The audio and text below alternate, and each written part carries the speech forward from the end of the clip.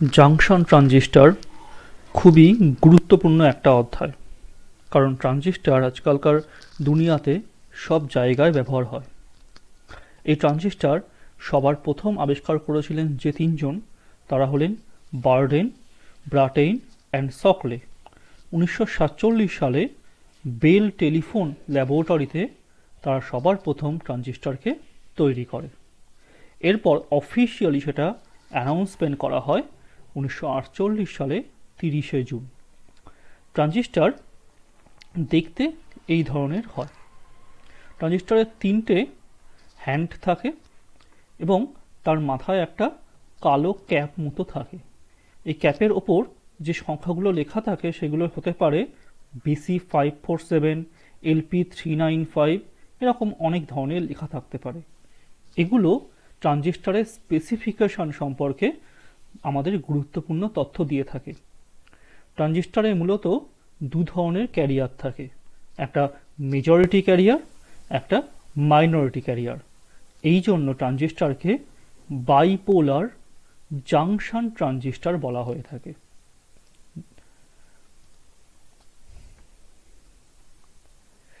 Transistor দু ধরনের হয়ে থাকে, একটা হচ্ছে এনপিএন ট্রানজিস্টর, একটা পিএনপি ট্রানজিস্টর। এনপিএন ট্রানজিস্টরের প্রথম প্রান্তটাকে বলা হয় এমিটার, মাঝের অংশকে বলা হয় বেস, পরের অংশকে বলা হয় কালেক্টর। আবার পিএনপি ট্রানজিস্টরের প্রথম অংশকে বলা হয় এমিটার, মাঝের অংশকে বলা হয় বেস, পরের অংশকে বলা হয় কালেক্টর। এই এমিটারের প্রথম অংশের ডোপিং সব থেকে বেশি হয়, কালেক্টরের ডোপিং তার তুলনায় কিছুটা কম হয় এবং বেসের ডোপিং সব থেকে কম হয়ে থাকে এবং বেসের উইথ বা চওড়া অনেকটাই কম হয় এমিটার এবং কালেক্টরের তুলনায়। এনপিএন ট্রানজিস্টরকে এই রকম সিম্বলিক আকারে দেখানো হয়, যেখানে এটা হচ্ছে এমিটার, এটা বেস আর এটা কালেক্টর। এক্ষেত্রে এই যে ডিরেকশনটা, এই ডিরেকশনটা অবশ্যই এটা এনপিএন ট্রানজিস্টর বোঝায়। এই ডিরেকশনটা নেওয়া হয় হচ্ছে এরকমভাবে, যদি এমিটার এবং বেস ফরওয়ার্ড বায়াসে থাকে, তাহলে তার যে কারেন্টের ডিরেকশন, সেই ডিরেকশনটাই হচ্ছে এই ডিরেকশন। ধরে নাও এটা পিএন জাংশন, তাই তো, বা এনপি জাংশন, পিএন জাংশন। এটাকে যদি ফরওয়ার্ড বায়াসে রাখা হয় এনপিএন, এই প্রথম এমিটার বেস জাংশনকে, তাহলে কি হবে?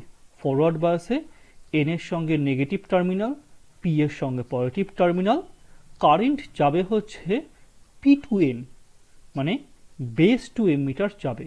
পি টু এন কারেন্ট যাবে, তার মানে বেস থেকে কারেন্ট এমিটারের দিকে যাবে। তাই কারেন্টের ডিরেকশন বেস টু এমিটার। এই দাগটা হচ্ছে বেস, এটা হচ্ছে এমিটার, তাহলে বেস টু এমিটারের দিকে কারেন্ট যাবে এনপিএন এর ক্ষেত্রে। তাই এনপিএন এর সিম্বল হচ্ছে এটা। পিএনপি ট্রানজিস্টরের ক্ষেত্রে প্রথমটা হচ্ছে এমিটার, তারপর বেস, তারপর কালেক্টর। আবারও এমিটার বেসকে যদি ফরওয়ার্ড বায়াসিংয়ে রাখা হয়, বা পিএন জাংশনকে যদি ফরওয়ার্ড বায়াসিংয়ে রাখা হয়, তাহলে পি এর সঙ্গে পজিটিভ টার্মিনাল, এন এর সঙ্গে নেগেটিভ টার্মিনাল হবে।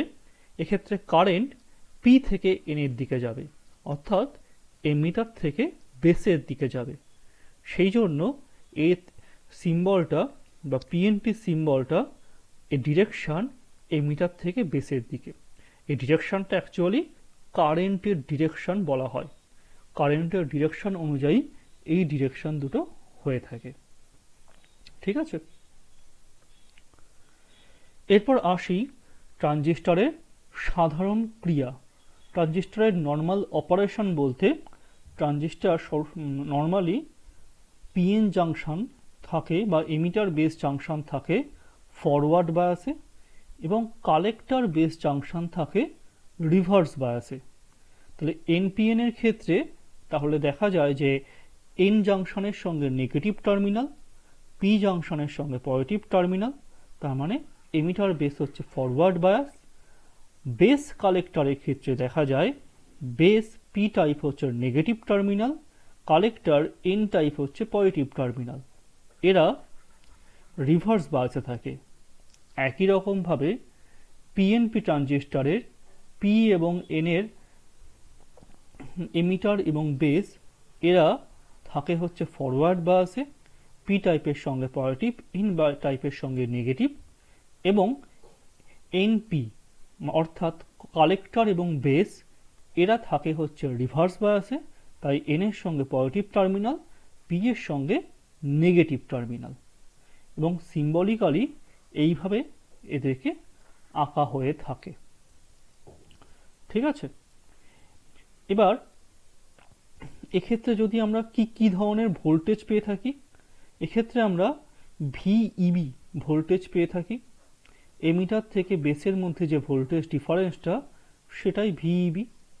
ঠিক আছে, তাহলে এক্ষেত্রে এমিটার এবং বেসের মধ্যে যে ভোল্টেজ ডিফারেন্সটা সেটাই ভিইবি। আর কি ধরনের ভোল্টেজ থাকে? ভিসিবি।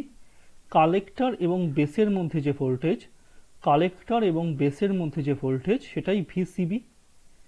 আর ভিসিই হচ্ছে কালেক্টর এবং এমিটারের মধ্যে যে ভোল্টেজ সেটাকেই বলা হয় ভিসিই। কালেক্টরের এবং এমিটারের মধ্যে যদি মাল্টিমিটার রাখা হয় তাদের মধ্যে যে ভোল্টেজ ডিফারেন্স দেখা যাবে সেটাই হচ্ছে ভিসিই। এবং এক্ষেত্রে একই রকমভাবে ভিবিই বা ভিইবি, ভিসিবি দেখা যায় কালেক্টর থেকে বেসের মধ্যে, এবং VCE collector two emitter, VCE দেখা যায়। এবার এই যে ট্রানজিস্টর সাধারণত এমিটার বেস ফরওয়ার্ড বায়াস এবং কালেক্টর বেস রিভার্স বায়াসে থাকার জন্যই কাজ করে, এটা নর্মাল অপারেশন ট্রানজিস্টরের। এক্ষেত্রে এর কারেন্ট এবং ভোল্টেজের সাইনকে দেখানো হয়ে থাকে। কিভাবে দেখানো হয়? যদি কারেন্ট ট্রানজিস্টরের মধ্যে ঢোকে তাহলে সেগুলোকে প্লাস ধরা হয়, যদি কারেন্ট ট্রানজিস্টর থেকে বেরিয়ে যায় তাহলে সেটা মাইনাস ধরা হয়।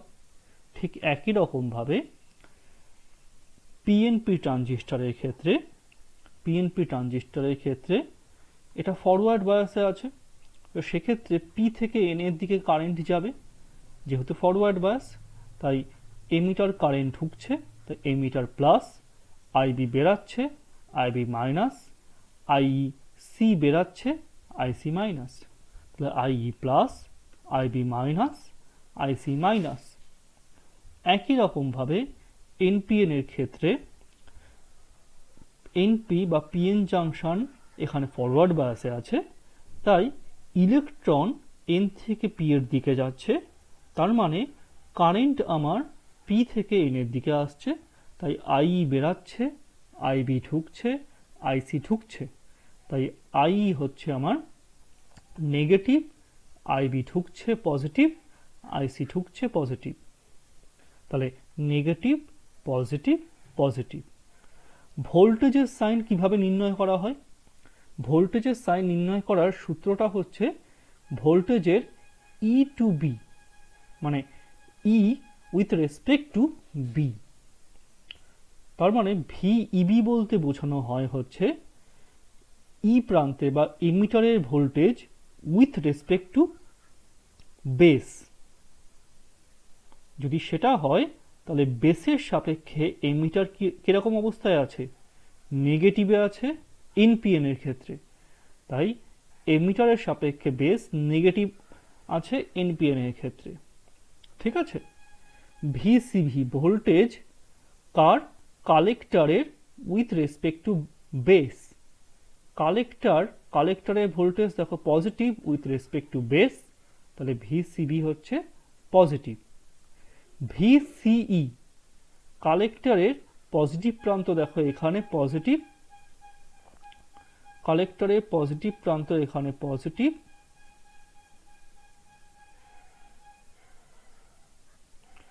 আর এমিটারের নেগেটিভ প্রান্ত এখানে নেগেটিভ, তাই collector two emitter, collector with respect to emitter তারা হবে হচ্ছে পজিটিভ। তাই ভি সিই হচ্ছে এনপিএন এর ক্ষেত্রে পজিটিভ। একই রকমভাবে পিএনপির ক্ষেত্রে VE with respect to B, মানে বেসের সাপেক্ষে এমিটারের ভোল্টেজটা পজিটিভ, কালেক্টরের সাপেক্ষে না মানে বেসের সাপেক্ষে কালেক্টরের ভোল্টেজ হচ্ছে নেগেটিভ, এবং একই রকমভাবে তোমার কালেক্টর এদিকে নেগেটিভ আর এদিকে এমিটারে পজিটিভ প্রান্ত থাকার জন্য কালেক্টরের voltage with respect to emitter negative. তাহলে ভিসিই হচ্ছে নেগেটিভ। এইভাবে কারেন্ট এবং ভোল্টেজের যে সাইন সেটাকে ক্যালকুলেট করা হয়ে থাকে।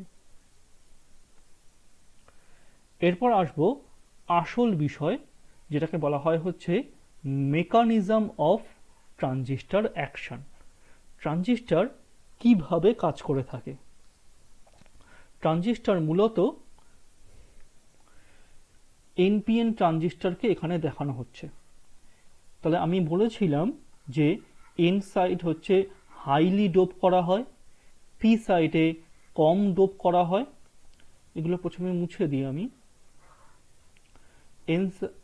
এন সাইডে হাইলি ডোপ করা হয়, পি সাইডে কম ডোপ করা হয়, আর কালেক্টরের সাইডে মানে এমিটারের তুলনায় কম ডোপ করা হয়।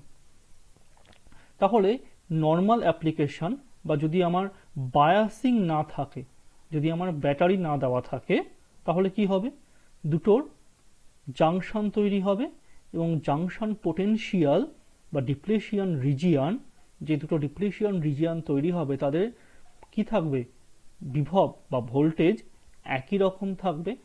তার মানে তাদের এনার্জির পার্থক্য হবে না যদি তারা ব্যাটারির সঙ্গে কানেকশন না থাকে, কারণ এটাও একটা পিএন জাংশন, এটাও একটা পিএন জাংশন হিসেবে কাজ করবে।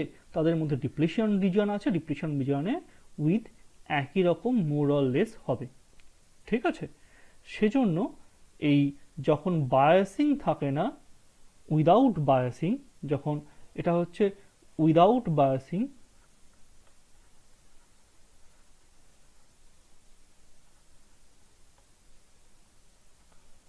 উইদাউট বায়াসিং এর ক্ষেত্রে তোমার কি দেখা যায় যে এটা হচ্ছে এন সাইড বা এমিটারের সাইড, এই যে হাইট এটা হচ্ছে আমার ডিপ্লিশিয়ান রিজিয়নের জন্য যে পোটেনশিয়াল ব্যারিয়ার তৈরি হয়েছে, সেই পোটেনশিয়াল ব্যারিয়ার যেটাকে ভেদ করে আমার এখান থেকে ইলেকট্রনকে এই পোটেনশিয়াল ব্যারিয়ার, যেটা একটা এনার্জি, একে ভেদ করে উপর দিয়ে যেতে হবে। মানে পোটেনশিয়ালি এটা হাইটে আছে, উপরে আছে। পি টাইপ হচ্ছে তার পোটেনশিয়াল ব্যারিয়ার এটা। আবার এন টাইপের ক্ষেত্রে সমান পোটেনশিয়াল ব্যারিয়ার, এটা হচ্ছে কালেক্টর বেস জাংশন, এটা কালেক্টর বেস জাংশন, এবং আবার এনার্জি তোমার এন টাইপ মানে এমিটারের মতো এর। তাহলে এটা হচ্ছে আমার এমিটার বেস জাংশন, এটা কালেক্টর বেস জাংশনের পোটেনশিয়াল ব্যারিয়ার বা এনার্জি। তাই সেটাকে ই ভার্সেস এক্স, এক্স মানে হচ্ছে ডিস্টেন্স, কোথা থেকে কোন দিক থেকে কোন দিকে যাচ্ছি। আমি এমিটার থেকে কালেক্টরের দিকে যাচ্ছি, তাই জন্য এটা এমিটার থেকে প্রথমে বেসের দিকে যেতে গেলে একটা পোটেনশিয়াল ব্যারিয়ার পেলাম, এমিটার বেস। তারপর কালেক্টর বেসের মধ্যে একটা পোটেনশিয়াল ব্যারিয়ার পেলাম, গিয়ে কালেক্টরে গিয়ে এক্স প্রান্ত শেষ হলো। ঠিক আছে, এটা যখন ব্যাটারি যুক্ত করা হয়নি। নর্মাল অপারেশনে কি হয়, এমিটার বেসকে রাখা হয় ফরওয়ার্ড বায়াসে, কালেক্টর বেসকে রাখা হয় রিভার্স বায়াসে। ফরওয়ার্ড বায়াসিংয়ে রাখার জন্য কি হবে, পিএন জাংশনের মধ্যে ডিপ্লিশিয়ান রিজিয়ন যেটা আছে সেটা আস্তে আস্তে কি করবে, কমতে শুরু করবে। আস্তে আস্তে ডিপ্লিশিয়ান রিজিয়ন কমতে শুরু করবে, তার মানে এর পোটেনশিয়াল যে ব্যারিয়ার সেটা আস্তে আস্তে কমে যাবে। পোটেনশিয়াল ব্যারিয়ার কমে যাওয়া মানে এর যে হাইট, সে হাইটটা আস্তে আস্তে কমে যাবে। তাই অ্যাকচুয়াল হাইট হচ্ছে আমার এই নীল চিহ্ন দিয়ে এটা দেখানো হয়েছে, এটা অ্যাকচুয়াল হাইট। তাহলে এন এবং পি এর মধ্যে পোটেনশিয়াল ব্যারিয়ার কমে যাবে, তার কারণটা হচ্ছে এরা ফরওয়ার্ড বায়াসে আছে। তাই ফরওয়ার্ড বায়াসে থাকার জন্য এন টাইপ এবং পি টাইপের মধ্যে যে পোটেনশিয়াল ব্যারিয়ার সেটা কমে যাবে। কতটা কমবে? ই ভিইবি, এই পরিমাণ পোটেনশিয়াল ব্যারিয়ার বা পোটেনশিয়াল এনার্জি কমে যাবে। ই ভিইবি মানে হচ্ছে, ভিভি হচ্ছে পোটেনশিয়াল, ই ইন্টু ভি সেটা হচ্ছে অ্যাকচুয়ালি এনার্জি, তাই তো? তাহলে এই পরিমাণ পোটেনশিয়াল এনার্জি এখানে কমে যাবে, তাই জন্য এদের পোটেনশিয়াল ব্যারিয়ারটাও কমে যাবে, কারণ এরা ফরওয়ার্ড বায়াসিংয়ে আছে। অপরদিকে কালেক্টর বেস রিভার্স বায়াসিংয়ে আছে, আর এদের বায়াসিং ভোল্টেজ এক্ষেত্রে ভিসিবি, তাই তো? এদের বায়াসিং ভোল্টেজ এক্ষেত্রে ভিসিবি। তাহলে কতটা পোটেনশিয়াল ব্যারিয়ার এনার্জি এদের বেড়ে যাবে? সেটা হচ্ছে ইভিসিবি পরিমাণ পোটেনশিয়াল ব্যারিয়ার এনার্জি বেড়ে যাবে। ইনিশিয়ালি এরা ছিল এরকম, এখন পোটেনশিয়াল ব্যারিয়ার বেড়ে যাবে, তার মানে এদের দুজনের মধ্যে এনার্জি ডিফারেন্স বেড়ে যাবে। মানে এটা হচ্ছে বেস এবং কালেক্টরের মধ্যে এনার্জি ডিফারেন্স বেড়ে যাবে। কালেক্টর মানে বেস থেকে কালেক্টরে আসতে তাকে এই পরিমাণ এনার্জি মানে খরচা করতে হবে বা প্রয়োজন। আর পোটেনশিয়াল কতটা কমে গেছে সেটা হচ্ছে ই ভিসিবি। ভিসিবি হচ্ছে পোটেনশিয়াল, ই ভিসিবি হচ্ছে পোটেনশিয়াল এনার্জি। ঠিক আছে? রিভার্স বায়াসে থাকার জন্য এদের ডিফারেন্সটা বেড়ে গেছে, এনার্জি ডিফারেন্সটা বেড়ে গেছে, তাই জন্য এটা ই ভার্সেস এক্স প্লট করা হয়েছে। এবার ঘটনাটা কি ঘটে? ঘটনাটা এবার ঘটে, এটা এন টাইপ সেমিকন্ডাক্টর, তাহলে এখানে অবশ্যই ইলেকট্রন আছে এবং অনেক পরিমাণে ইলেকট্রন আছে, হাইলি ডোপ ইলেকট্রন আছে। এই ইলেকট্রন ফরওয়ার্ড বায়াসিংয়ে আছে, তাই ইলেকট্রনগুলো কোন দিকে যাবে? ইলেকট্রনগুলো পি টাইপে এসে জমা হবে, কারণ ফরওয়ার্ড বায়াসিংয়ে আছে, অনেক ইলেকট্রন জমা হবে। আর এখান থেকে কিছুটা হোল চলে যাবে হচ্ছে পি এর দিকে, মানে এন এর দিকে, পি টাইপ থেকে এন এর দিকে, কারণ এরা ফরওয়ার্ড বায়াসে আছে। কিন্তু ভেবে দেখো যে আমার এই যে এমিটার সাইড এর ডোপিং অনেক বেশি, তার মানে আর পি সাইডের ডোপিং অনেক কম, তাই তুলনামূলকভাবে যদি কারেন্টের কন্ট্রিবিউশন কারা বেশি করবে? ইলেকট্রন কারেন্টের কন্ট্রিবিউশন বেশি করবে, হোলের কন্ট্রিবিউশন খুবই সামান্য থাকবে। তাই মোর অর লেস এই ইলেকট্রন পি টাইপ থেকে মানে এমিটার থেকে বেসে এসে জমা হবে। যে মুহূর্তে বেসে এসে জমা হলো সে মুহূর্তে কি হলো? আর বেসে এসে জমা হবে কেন? কারণটা হচ্ছে এদের পোটেনশিয়াল ডিফারেন্সটা কমে গেছে। এবার বেসে এসে জমা হওয়ার পর একটা ঘটনা ঘটে, ভালো করে দেখো, এদের রিজিয়ানটা খুব ছোট। রিজিয়ান ছোট হওয়ার কারণে এদের এই রিজিয়ানে যখন অনেকগুলো ইলেকট্রন এসে জমা হয়, ইলেকট্রনের কনসেন্ট্রেশন বেড়ে যায়। তাহলে এর এরিয়ার, ছোট এরিয়ার মধ্যে অনেক ইলেকট্রন এসে জমা হচ্ছে, কারণ এরা ফরওয়ার্ড বায়াসিংয়ে আছে। এই ইলেকট্রন কনসেন্ট্রেশন এক্ষেত্রে অনেক বেড়ে যায়। আর অপরদিকে কি ঘটে? অপরদিকে কালেক্টরে তো তোমার ইলেকট্রন ছিলই ডোপিংয়ের জন্য, কিন্তু তাদের যেহেতু এরিয়া বেশি, তাদের কনসেন্ট্রেশনও কম। তাহলে কনসেন্ট্রেশন কোথায় বেশি? বেসে বেশি নাকি কালেক্টরে বেশি? অবশ্যই কনসেন্ট্রেশন তোমার এই বেসে বেশি বা পি টাইপে বেশি।